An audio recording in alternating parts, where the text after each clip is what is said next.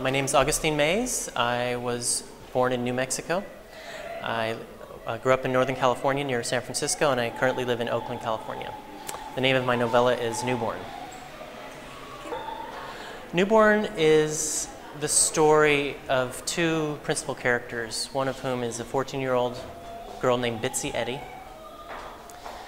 She gets pregnant and is neglected by an alcoholic single mother, ostracized by her friends, and is in sort of a panic about what to do about her imminent birth giving. She winds up suffocating her child and throwing it down a creek bank. The other character is named Aaron Holloman, and he's an 11-year-old boy who is playing in the creek searching for tadpoles with his friend, and they find her dead newborn in the creek bed, and it sort of follows both of their parallel journeys. Bitsy's journey with what to do about her pregnancy, and then afterwards in Aaron's coping with having discovered this, or made this horrific discovery in the creek bed. I found out about the Harris Literary Prize purely by accident. I was searching for a place to submit a novella. Newborn I'd been working on for about 2 years, and there's very few venues for novellas or stories that are very long. So I was just doing research on the internet, and I stumbled upon it purely by accident. Went to the website, watched the video, and thought, this is perfect.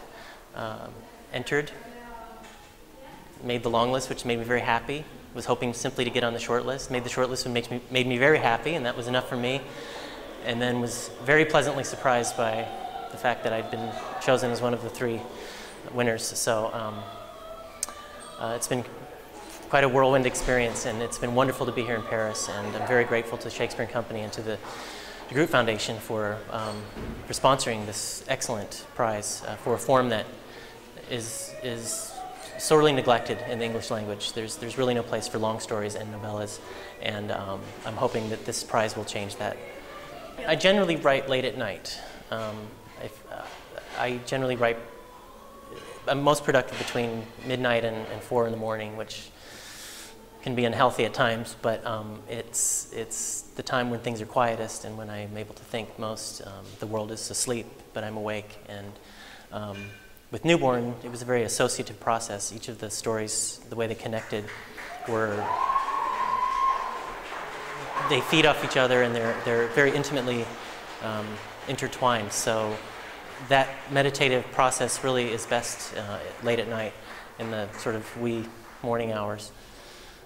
A big part of my writing process is my faith. I'm Roman Catholic, and my Catholic faith has a great deal to do with my artistic process, my writing process. I think faith and writing are 2 things that are deeply similar and deeply intertwined. And that plays a big part in what I do as a writer and how I try and live my life. I have been working on a novel for several years, but there's something not quite right about it, and I can't figure out what it is. And it's not something you can